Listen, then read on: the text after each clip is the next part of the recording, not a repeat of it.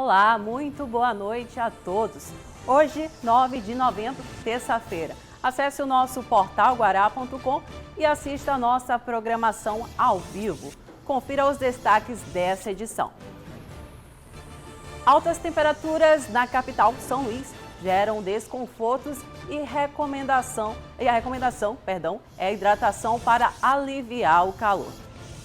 Polícia Federal na mira de fraudadores de benefícios sociais do governo federal.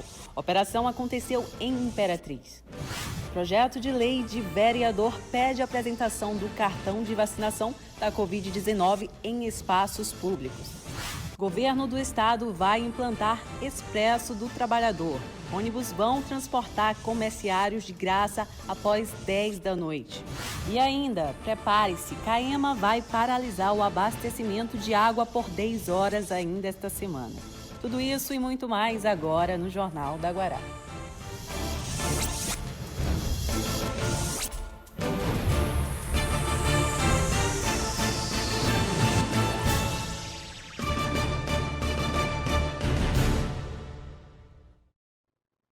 O nosso destaque de hoje vem dar o alerta sobre o clima. Com certeza você que nos assiste tem se incomodado com o tempo quente e abafado, principalmente na grande ilha de São Luís. Hoje, boa parte do dia foi de céu encoberto por nuvens e temperaturas de 30 graus com sensação térmica de 34 graus.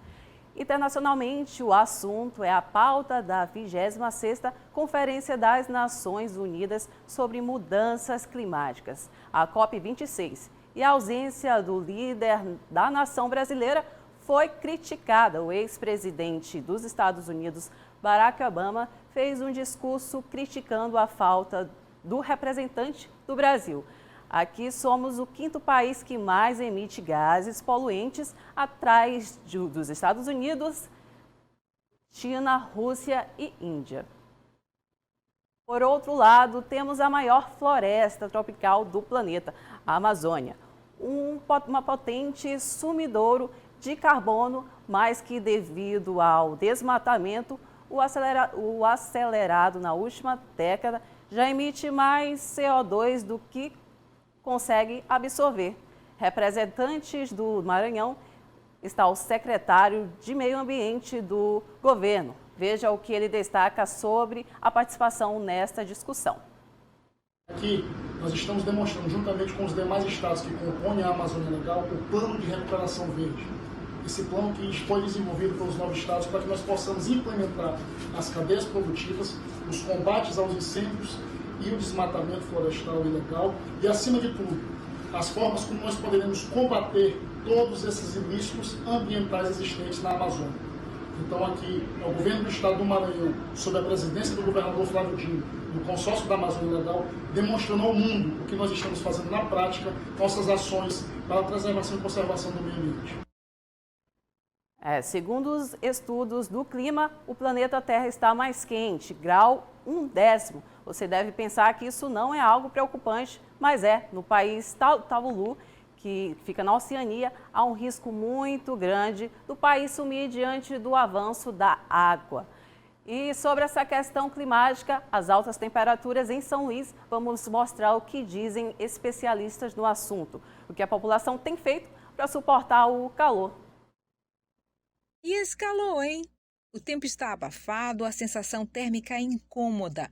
Mas os meteorologistas têm a explicação, é que estamos no final do período seco. Nos dias do período seco, a gente observa dias sem nebulosidade e o que está acontecendo são justamente aqueles dias com bastante nebulosidade, com um calor muito intenso, em função realmente dessa nebulosidade que funciona como uma espécie de aprisionamento da radiação solar.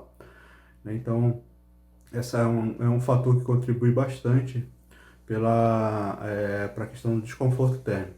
Em relação aos ventos, esse é um outro fator que a própria dinâmica da atmosfera a nível, não o nível do Maranhão, mas a nível nacional, nível de de Brasil tá bastante modificada. Mas a tal influência dos dias com nebulosidade, que torna o tempo mais abafado, tem dado lucro para quem comercializa água e bebidas geladas nas ruas. Olha o sucão, olha a água! Olha o sucão e a água! Vamos ver, gente! Bora soltar o sucão, bora soltar! Dona Maria Consuelo não reclama do calor e diz que está lucrando. Quanto mais calor, quanto mais todo mundo está adorando o calor para venda, né? Já seu Raimundo pesa os dois lados, o de trabalhar tendo que aguentar esse tempo e o de faturar com ele. É bom para vender, mas prejudicial para a saúde, né? Tem gente que já não está mais nem saindo de casa por causa do sol, não aguenta a temperatura altíssima. Falando agora sobre mais uma operação da Polícia Federal no Maranhão. Combate a fraudes em benefícios emergenciais do governo federal. A operação aconteceu na cidade de Imperatriz e, segundo a polícia, somado os desvios identificados passam de R$2.000. A operação teve início ainda em 2020 e, após a realização de investigadores, os policiais federais chegaram a nome daquele que seria o maior responsável pela fraude na região, com mais de 500 registros até o momento. As fraudes ocorriam por meio de cadastramento de CPFs que teriam direito ao benefício, mas o destino dos valores era a conta vinculada aos fraudadores, que utilizava de boletos para efetuar o pagamento, saques dos valores e até mesmo utilização de máquinas de cartão de crédito.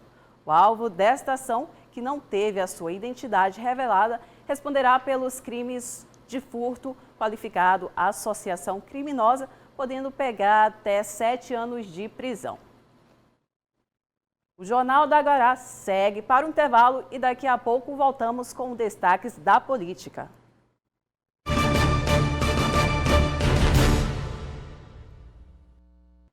De volta e agora com destaques do cenário da política. Começamos falando sobre um projeto de lei do vereador Raimundo Penha, que pede a obrigatoriedade de apresentação do cartão de vacinação contra o coronavírus. Mediante este documento, as pessoas vão poder ter acesso a determinados locais, principalmente com um grande fluxo de pessoas. O projeto já está sendo apreciado na Câmara Municipal de São Luís e foi apresentado pelo vereador Raimundo Penha, do PDT. A proposta quer obrigar que a população apresente um cartão de vacinação contra a Covid-19 para ter acesso a determinados locais com grande fluxo de pessoas. A medida seria válida somente enquanto permanecer o estado de emergência no sistema de saúde pública, por conta da pandemia de coronavírus. O projeto já está em avaliação na Comissão de Constituição e Justiça aqui da Câmara Municipal de São Luís e após isso será encaminhada para a Comissão de Saúde. Só após essa avaliação é que a proposta volta para ser avaliada em plenário. O vereador, autor do projeto, garante que não irá pedir urgência e que o projeto será debatido com calma entre os 31 parlamentares. O autor do projeto de lei acredita que a proposta irá garantir que mais pessoas tomem a segunda dose da vacina e que sejam cumpridas as medidas sanitárias de prevenção ao coronavírus. Um debate bem amplo e que da nossa parte, nosso objetivo principal é estimular a vacinação, é vencer o coronavírus. Quem vem convivendo com o cenário de restrição imposto pela pandemia de coronavírus acredita que a proposta é importante. Eu acho que é importante a gente prevenir e prevenir o outro também, né? Eu acho que é o respeito. Eu te respeito, você não quer, tudo bem, mas me respeite também, sabe? Torna o ambiente mais seguro para pessoas que mais velhas, de repente, que quer frequentar, que tem mais possibilidade de ficar doente, pode continuar frequentando e assim, não custa nada, né? Todo mundo tem que se vacinar. E ainda seguindo com informações da Câmara de Vereadores em São Luís, hoje, mais uma sessão ordinária híbrida e o assunto da CPI dos transportes foi a pauta da discussão. Outras formas foram debatidas na criação de aplicativos de transporte de passageiros e os demais tipos integrais de mercadorias ambientais como alta instituição do dia. Municipal de combate ao assédio moral no município de São Luís, no dia 2 de maio. As eleições na mesa diretora também passaram por motivo de diálogo. Por final, exaltado o discurso do vereador Dr. Gutenberg. Agora as informações da Assembleia Legislativa do Maranhão. Mudança no quadro de deputados estaduais. Suplente de deputado estadual, Valéria Macedo, ou do PTB, tomou posse na Assembleia hoje, em substituição da titular da vaga, deputada Ana do Gás, do PCdoB, que saiu de licença maternidade e assume o cargo de secretária de Estado da Mulher Brasileira. Valéria Macedo, que já esteve no quadro da casa, ela expressou na tribuna a alegria em retornar e afirmou seu comportamento em continuar utilizando o mandato em prol das mulheres. Nosso quadro de política de hoje conta com a participação do grande Marcos Saldanha, comentarista. Muito boa noite, Marcos, seja bem-vindo. Boa noite, Mariane, muito boa noite você aí de casa. E você, Mariane, seja bem-vinda ao Jornal da Guara. Muito obrigada. Vamos lá ao cenário nacional da política, né? Parece que o presidente Jair Bolsonaro vai finalmente se filiar a um partido. Nós temos informações sobre isso? Pois é, Mariane, parece que finalmente o presidente Jair Bolsonaro vai anunciar um partido que não é para chamar de seu, porque o partido que ele tentou formar, organizar o Aliança pelo Brasil, não conseguiu captar as assinaturas a tempo para disputar essas eleições. Então resta escolher um dos partidos que são da sua base de apoio, e o partido escolhido foi o PL. Vale lembrar que o Bolsonaro já passou por vários outros partidos e na presidência foi eleito pelo PSL, partido que logo depois de eleito ele rompeu, apesar de ter formado uma bancada considerável. A grande questão que fica é exatamente a presença do Bolsonaro no PL, se ele agrega para o partido ou, de fato, só é interessante para o próprio Bolsonaro, que a gente sabe que o Bolsonaro tem uma fama de, pelos partidos que ele passa, ele cria um problema considerável, onde muitas pessoas, inclusive, acabam saindo do partido por conta da presença dele. Embora, é claro, é inegável que um presidente no partido ele traz muita força, traz muita visibilidade, mas a gente não pode esquecer que além da eleição majoritária para presidente, a gente tem as eleições majoritárias nos estados para governador e senador e também as eleições proporcionais para deputado federal e deputado estadual. A ida dele para o partido precisa ser boa para o partido também, precisa trazer força para quem quer se eleger também. Isso é que a gente precisa avaliar se com o tempo isso de fato vai acontecer, Mariane. Pois é, Marcos, no cenário estadual, como é que isso interfere nas eleições? O Josimar vira um rival do grupo Flávio Dino? Pois é, essa é uma grande questão. O Josimar de Maranhãozinho já está rompido com o governador Flávio Dino e diz que não vota em nada mais e que o ciclo já encerrou com o governador. A grande questão é, de fato, ele é a liderança do PL aqui no Maranhão, ele é que representa o partido, mas a gente não sabe se o partido ganha mais força com a vida do presidente no que diz respeito ao estado do Maranhão. A questão é, o Josimar de Maranhãozinho não depende do presidente Bolsonaro, por exemplo, para se reeleger deputado federal, nem para reeleger a esposa dele, deputado estadual. Porém, a gente não pode imaginar que a simples ida do Bolsonaro para o PL credencie o Josimar de Maranhãozinho diretamente a ser um candidato ao governador do estado. Ou seja, o Jair Bolsonaro ele pode até pedir, exigir, enfim, que tenha um candidato aqui que seja o Josimar de Maranhãozinho, indiscutivelmente dentro do partido, o nome com maior força. Agora, daí acreditar que o Bolsonaro vai fazer grandes movimentos para eleger o Josimar, aí já é uma coisa diferente.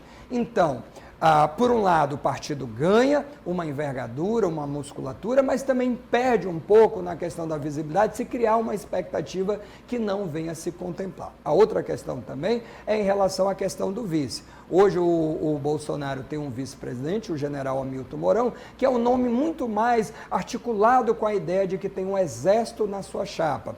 Na eleição agora que ele fará diretamente pelo Centrão, isso vai mudar consideravelmente. Muito provavelmente o nome deve deve vir do PP, por exemplo, ou então de um partido mais ao centro, se ele quiser furar a própria bolha e tentar ganhar um espaço maior de visibilidade. Então, a partir dos acordos que vão ser feitos, Mariane, exatamente com que partido vai compor essa chapa majoritária, isso pode enfraquecer ou fortalecer as expectativas de quem está aqui, porque além do Josimar de Maranhãozinho, que é deputado federal, tem André Fufuca também, que representa o PP aqui no Maranhão. Então, na prática, isso mexe com os mandatos dele? Acredito que muito pouco, isso deve mexer muito pouco. Mas isso cacifa eles a tentar um passo muito maior? Aí já é uma outra conversa para um outro momento, que eu não sei se dá essa liga toda que se espera. Tudo bem. Muito obrigada, Marcos, pela sua participação novamente. Uma boa noite. Boa noite. Olha, e ontem o presidente Jair Bolsonaro editou o decreto que regulamenta o novo programa social do governo federal, o Auxílio Brasil. O documento prevê que as famílias atendidas pelo Bolsa Família serão migradas para o Auxílio Brasil sem a obrigatoriedade de recadastramento. A cesta de benefício foi alterada e passa de 6 para 3. E para que este auxílio tenha recurso, está na pauta da Câmara dos Deputados, a votação do segundo turno. Veja o que um dos nossos deputados federais está pontuando. Essa PEC 23, essa PEC do calote, é uma excrescência, é um absurdo gigante contra a República Brasileira, porque não é para pagar Auxílio Brasil. O Auxílio Brasil não precisa de emenda constitucional. A Bolsa Família funcionou esse tempo todo sem nunca ter precisado de alterar a Constituição, muito menos de ter dado calote no povo.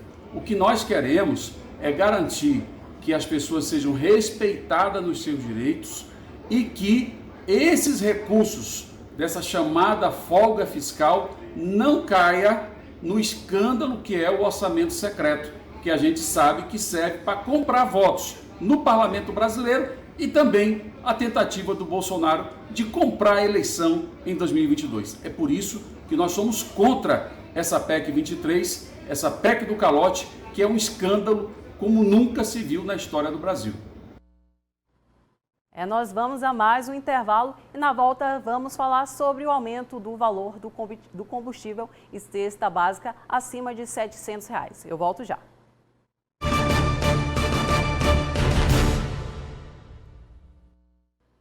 Voltamos e agora falando sobre uma pesquisa da Agência Nacional do Petróleo.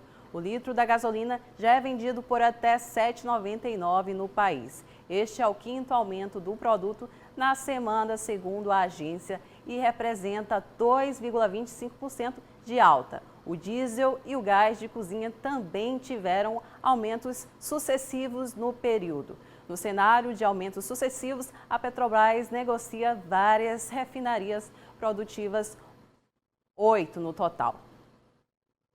Aqui na capital São Luís ainda seguimos com o valor de R$ 6,49 em alguns postos. Agora, em destaque, o assunto da economia. Vamos falar sobre a cesta básica. Em algumas capitais, o valor chega a R$ 700. Levando em consideração que a cesta básica é composta por 13 itens de consumo e São Luís segue o mesmo ritmo de outras grandes capitais. R$ 190,18. Este foi o valor registrado da cesta básica no mês de abril, em São Luís. O acréscimo foi de R$ 1,16, o que equivale a uma variação de 0,61%. O consumidor sente no bolso a variação dos produtos.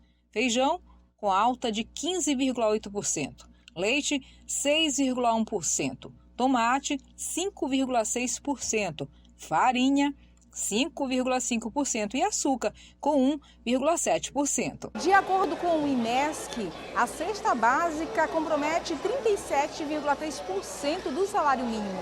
Entre os 12 produtos que compõem a cesta, é a carne, que pesa mais no bolso do consumidor.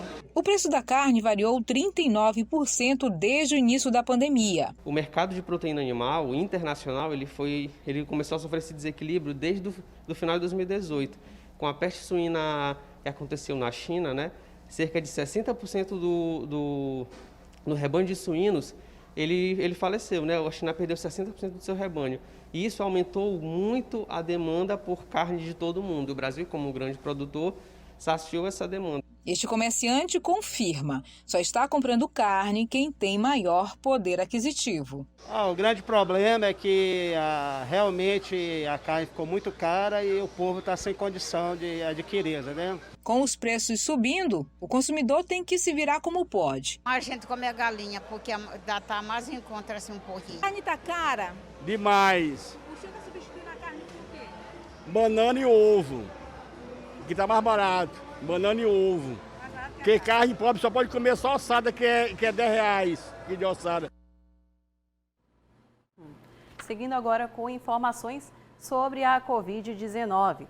Inegável ainda a baixa a procura pela segunda dose contra o coronavírus. Aqui no Maranhão, a Secretaria de Estado intensificam as ações para acelerar o processo de imunização.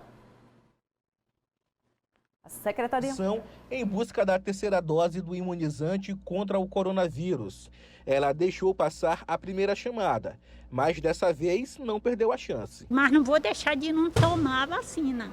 Já tomei a primeira, a segunda, a terceira, já tomei a da gripe também. É muito importante para a gente. Em São Luís, a taxa de vacinação chega a 89%, segundo o vacinômetro da Prefeitura de São Luís. Até agora, foram mais de 800 mil aplicações da primeira dose e mais de 700 mil ludovicenses receberam a segunda dose. A coordenadora da campanha de vacinação contra a Covid-19 avalia que muita gente está cumprindo o calendário e os prazos corretamente. Para a segunda dose, a gente lembra que a gente está com um calendário aí de antecipação de doses, lembrando que no início a gente tinha essa segunda dose com um aprazamento de 12 semanas para a Pfizer e para a AstraZeneca, e agora não mais isso é necessário. Foi liberado recentemente pelo Ministério da Saúde por uma questão até de logística. Então, a regra que está valendo agora é que para a AstraZeneca é necessário apenas esperar um intervalo mínimo de 4 semanas e para a Pfizer de 3 semanas. Essa movimentação ela é bem mais diminuída. Todos os pontos de vacinação estão com o atendimento funcionando, só que de maneira muito tranquila, muito vazia. A gente sabe que tem pessoas que ainda não tomaram essa segunda dose, ainda não completaram o esquema vacinal, e isso se totaliza, no último dado registrado, cerca de 1.200 pessoas nessa situação. Em todo o país, cerca de 14 milhões de pessoas estão com a segunda dose atrasada. Em São Luís, até o momento, 2.200 pessoas ainda não receberam a segunda dose do imunizante. Está comparecendo, esse percentual que eu estou falando de 1.200 pessoas é um percentual muito pequeno comparado, mas de maneira geral comparece sim. Imunizada, a dona Regina sabe o quanto é importante a vacina na luta contra o coronavírus. Tem que se vacinar, a vacina é importante para a nossa saúde. A Secretaria Municipal de Saúde informou que foi prorrogada até 30 de novembro a campanha nacional de multivacinação em São Luís. Segundo orientação do Ministério da Saúde, o objetivo é atualizar a caderneta de vacinação de crianças e adolescentes menores de 15 anos. Podem se vacinar crianças e jovens não imunizados ou com esquemas vacinais incompletos. O recebimento das doses depende das determinações do calendário nacional de vacinação mediante a apresentação do cartão ou caderneta de vacinação. O abastecimento de água por meio do sistema Italuís vai ser interrompido na próxima quinta-feira, dia 11, para a manutenção na parte elétrica do sistema de capacitação em São Luís. Os serviços terão início a partir das 8 horas e tem previsão para conclusão às 18 horas da quinta. Segundo a CAEMA, o fornecimento de água será restabelecido de forma gradual a partir da conclusão dos trabalhos. Enquanto isso, o abastecimento alternativo por carros-pipas vai atender as regiões afetadas. A CAEMA não informou a estimativa de quantas pessoas ou famílias vão ser atingidas com a interrupção do abastecimento de água na capital maranhense. Há uma previsão de 60 bairros atingidos. Essas foram os destaques e informações do Jornal da Guará de hoje. o meu muito obrigada pela essa oportunidade e pela sua audiência. Até a próxima. Tchau, tchau.